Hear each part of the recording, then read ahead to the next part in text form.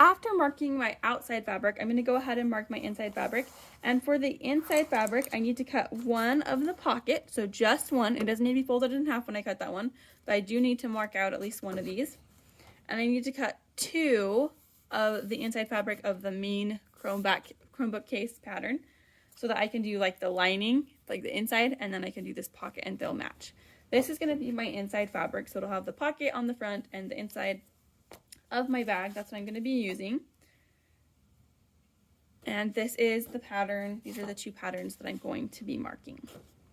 So to start, I'm going to take my inside fabric and I'm going to turn it to right side out.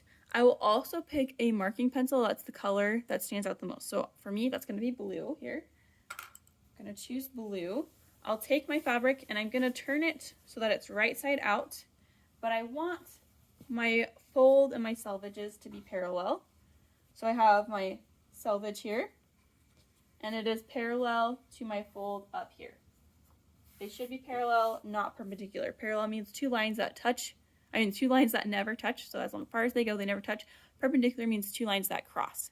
So parallel, I want them to be two lines that are just always the same distance apart. So I have that ready to go, and I need to measure out one of these. Keep in mind that when I cut this out, I'm going to be cutting it out with 2 layers, so I can cut 2 at the same time. And this one I only need 1 of.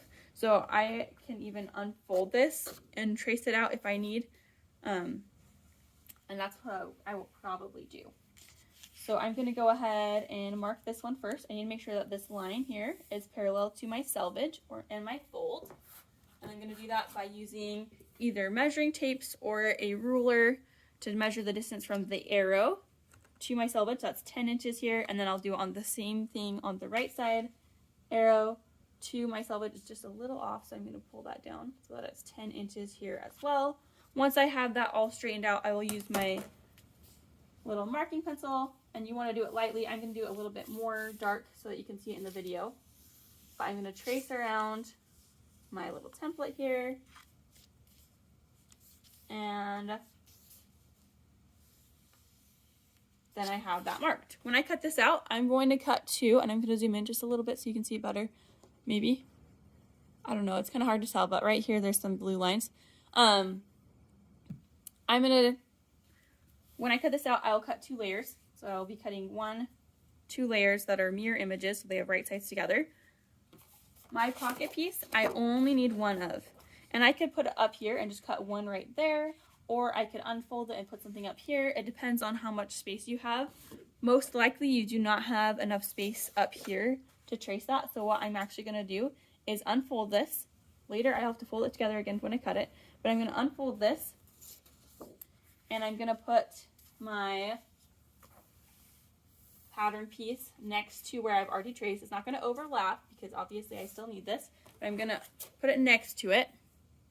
And I'll measure the distance from that arrow, shade of green arrow, to my selvage, and I'm just going to make it an easy number for me to remember. So 15 right there, and then on the other side, I'm going to bump the camera probably if I do that.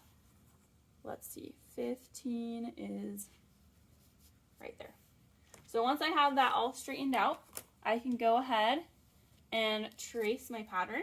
And I'm also going to trace these 2 lines here, and my pencil might not be good enough. Oh, good, it worked. But you're going to trace these 2 fold lines. These are not for cutting. Keep that in mind. These are just for a fold later on. It's telling you where you're going to fold.